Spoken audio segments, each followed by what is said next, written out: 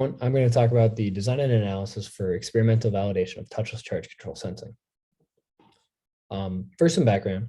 Interactions between the charged plasma of the space environment and a spacecraft can lead to charging. During proximity operations, when two spacecraft are close to each other, electrostatic forces and torques can be generated between two objects with an electrical potential. And this electric charge on the spacecraft generates electrostatic forces and torques between the two craft, which can cause additional perturbations during proximity operations. And during rendezvous operations, it's a more effective perturbation because as the distance between the two crafts decrease, the force between them increases. And then during docking operations, as the spacecraft get close together, if the potential difference between them is large enough, you can get electrical arcing between them that causes damage to the spacecraft. Charging can also be caused by non-environmental sources such as electron beams, ion beams, and ultraviolet lasers. For this presentation and the paper, charge control refers to the use of non-natural currents to purposely alter the electric charge on a neighboring object. One such method of charge control is the electrostatic tractor, which utilizes an electron beam on a surfacing craft in order to impart a charge on a target object with the purpose of contactless electrostatic stabilization and relocation. The idea is to impart a negative charge on a target object while maintaining a positive charge on the surfacer and using the attractive force between them to stabilize and move the object to a graveyard orbit. In order to improve the relative motion control efficiency and ensure that these additional perturbations do not cause significant issues with relative motion control, we need to be able to measure the electric potential of the target object in order to account for these electrostatic forces and torques. Two methods for this are the electron method and the X-ray method. Both methods utilize an electron beam to excite the respective particles from the target surface. The X-ray method utilizes the emitted X-rays, which are measured by an X-ray detector on the surfacing craft in order to determine the potential. The electron method utilizes secondary electron emission from the target object. When an impacting electron beam electron hits a target object, it has a probability of transferring some of its energy to a secondary electron, an electron on the target craft, which if enough energy is transferred, it will be excited from the craft and accelerated away towards the surfacer. And then these secondary electrons are measured by a retarding potential analyzer, an RPA, on the surfacing craft. And then these measured potentials can then be used to determine the electrical potential on the target craft. Both methods have been experimentally validated for vacuum chamber conditions. And in order to ensure we were getting accurate results, a high voltage power supply was used to control and maintain the target's potential, which is great for validating these methods. However, spacecraft potentials are not always constant, and the electron beam imparts an additional current on the target object. And by using a high voltage power supply, we are hiding both of these factors. So in order to explore these effects, to examine the remote sensing methods in a more realistic capacity, and to explore the effect of the electron beam on a target object, we must allow the target potential of the object in the vacuum chamber to fluctuate with the electron beam current. This is achieved by using a parallel RC circuit connected outside the vacuum chamber, but still connected to the target object. The goals of the circuit are to increase the capacitance of the object, mimic the space environment, and simulate the natural potential. Increases the capacitance of the target object allows us to A, simulate larger spacecraft during the chamber experiments, giving a more realistic result in terms of spacecraft in the space environment, as well as allowing us to see the transient behavior of the charging in the chamber, and allows us to make measurements and determine how realistic it is compared to the spacecraft environment. And then the other two, mimicking the space environment, simulating the natural potential. These are achieved because we want our RC circuit to mimic a specific space environment that can be varied. And then we want to compare it to a spacecraft charging model in order to validate that the RC circuit does in fact give charging representative of what does occur in the spacecraft environment. And we do this by comparing it to the charging behavior in a spacecraft model. The spacecraft charging model being used incorporates these currents. So the ambient plasma current due to electrons and ions. So electrons and ions are flowing due to the solar radiation pressure, the solar wind is flowing and impacting the satellite, which then the impact of the electrons and ions and applies a charge to the object. Those are being modeled by these currents. The photoelectron current is due to the UV rays of the sun exciting electrons on the target surface, which if enough energy is gained, they're excited and leave the target object, inducing a positive charge on it. And then the two non-natural currents being measured are the electron beam current and the secondary and backscatter electron current. The electron beam current is just we're pointing an electron beam at the target object, and the inflow of electrons is imparting a negative charge on the object. And then the secondary backscatter electrons is due to, again, the electron beam electrons impacting the target object, exciting secondary electrons from the surface of the target object, which are then emitted and repelled from the object. So the experiments are being conducted inside the Eclipse Research Vacuum Chamber. On the left, we have an inside image of the experimental setup, and we see the electron beam is impacting the aluminum cube which is at an angle relative to, it's at about an 18-degree angle from the normal of the cube to the electron beam. This ensures that secondary electrons and X-rays are reflected towards the X-ray detector and the retarding potential analyzer with significant values enough to be measured. And then the aluminum cube is connected to a high voltage feed through, allowing us to take measurements on the cube from outside the chamber. And then on the right, we see the resistor and capacitor, the circuit that is being used in this for this experiment. So we want to be able to represent the spacecraft environment with the RC circuit. So in order to do that, we need to find values for the resistance, capacitance, and external current, and the natural potential that are representative of a spacecraft environment. And to do this, we find the differential equations for the charging model and for the RC circuit in terms of voltage, and then we compare the coefficients of the two equations to get the relationship. And in order to do that, we find the differential equation for a spacecraft charging, with the sum of which the current being experienced by the target be the sum of the currents in the charging model. And in order to develop the relationship between the circuit and the charging model, the ambient electron current must be linearized with respect to phi, the target potential. And this is because when comparing the two differential equations, they are in terms of the derivative of phi, and a constant. And the electron beam, the ambient electron current is dependent on phi exponentially as an e to the phi term. And so we are unable to compare the two equations with that value. So we linearize it with a Taylor series expansion to get it in terms linearly with phi. And then we also have these higher order terms, which as long as the difference between the phi and the natural potential, the value we linearized about, as long as the difference remains relatively small, these higher order terms are negligible and can be ignored, which is what we do. And we end up with this equation. Next, we find the differential equation for the IC circuit by doing a current balance around the Vn node. And you'll see we have the resistor and capacitor in parallel, and then the high voltage power supply connected between that and the ground. And then the current source, the 10 microamp current source, is simulating the current off of the cube, because we are, in this case, the capacitance of the cube is so small compared to the other values in the circuit is considered negligible.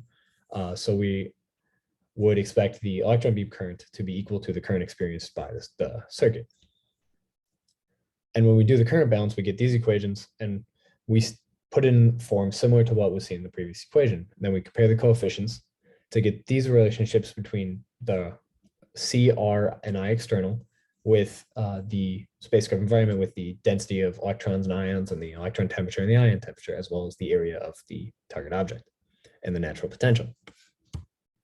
And then we conducted experiments using this relationship.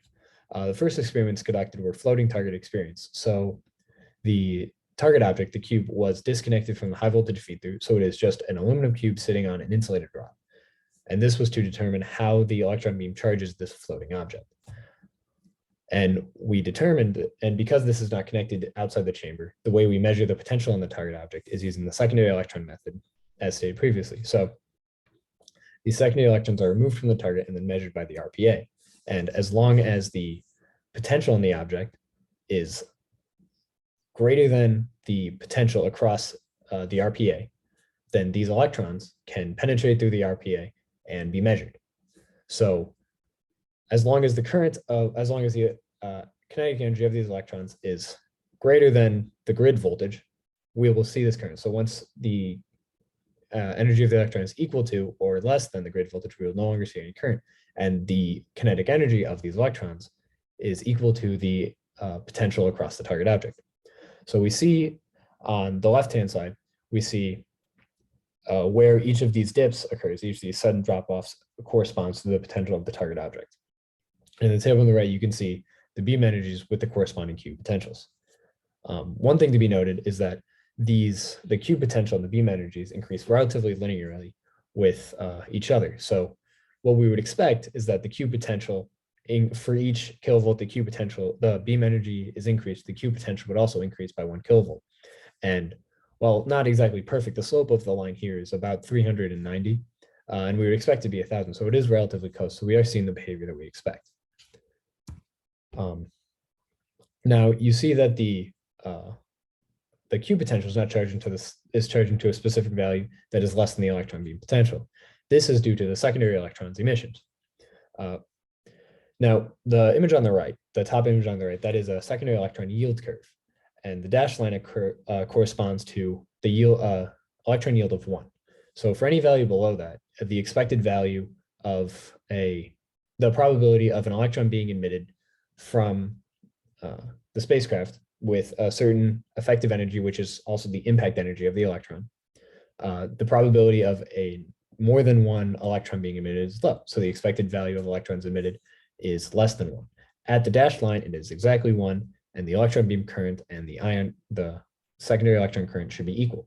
Above that line, between E1 and E2, we see that the electron yield is greater than 1. So in reality, the secondary electron current is greater than the electron beam current.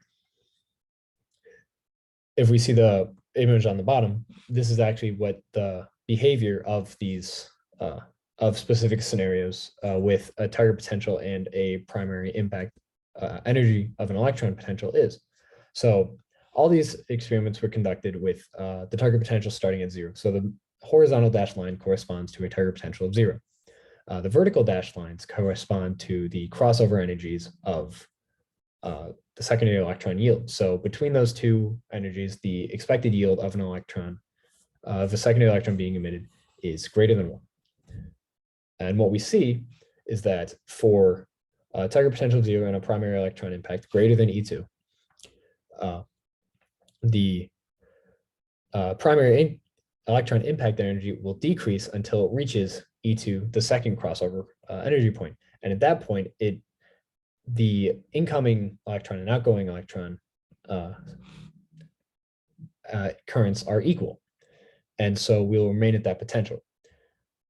And if we are between E1 and E2 at 0, we'll see that no charging occurs because we are, again, already at the stable equilibrium between E1 and E2. And if we go back, this is the behavior we believe we're seeing.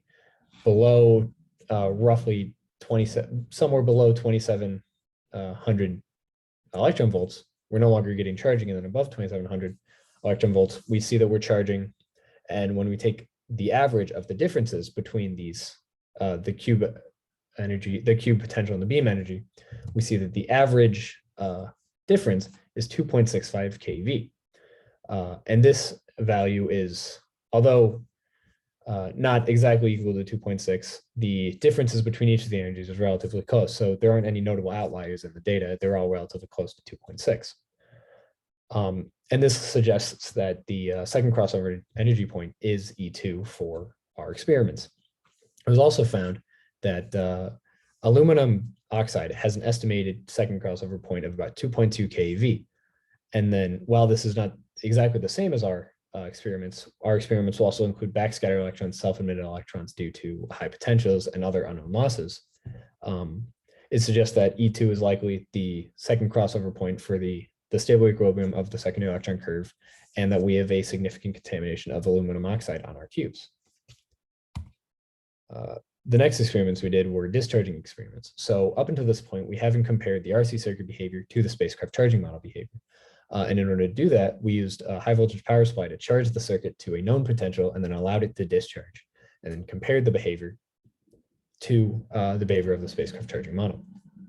On the top, you'll see behavior for lower potentials used of negative 253 volts and negative 484 volts. In these cases, the natural potential of the target is assumed to be 0, and the spacecraft environment was chosen to reflect a natural potential of 0 and capacitance of 1,000 picofarads and 1 gigaohm. So using the relationship between the RC circuit and the spacecraft charging model. On the bottom, we see the behavior for potentials much larger than the top of negative 1.56 kilovolts and then negative 2.2 kilovolts. And what we see is that for lower voltages, the charging model and the experiments match up very well. They aren't exactly identical, and this is due to assumptions we made early on, and just, but they still are very representative of the charging model. For greater potentials, we see the experiments and the charging model deviate significantly from each other. And this is likely due to our linearization of the electron current. As stated previously, the electron current, the ambient electron current, is linearized about the natural potential. So as long as the deviation between the spacecraft potential and the natural potential is low, then the assumption holds and the linearization is valid. However, when we start deviating greatly, these higher order terms become much more significant and then cause the spacecraft charging model and the experiments to no longer match. So what this means is if we want to work with higher deviations from the potential, then we'll likely have to include these higher order terms or find a different method to include the electron current other than linearization. So just some conclusions. We found that a floating object can be charged in the vacuum chamber, and that the behavior of the charging can be explained by the secondary electron emission, and then therefore can be taken into account for future experiments. And then we did determine that the relationship between the additional RC circuit from and the charging model is valid for relatively small deviations from the natural potential. This is due to the linearization of the electron current. And this means that for remote sensing methods where we want to deviate from the natural potential significantly, where we don't want to deviate from the natural potential significantly, this could be a very representative way of modeling the spacecraft environment, which then would allow us to accurately test methods for reducing the effect of the electron beam on with these remote sensing methods, which then we could eliminate or at least reduce the effect of the electrostatic perturbations seen by the objects and improve the accuracy of the relative motion control. So thank you for your time. If you have any questions, this is my information. Please reach out if you have any questions.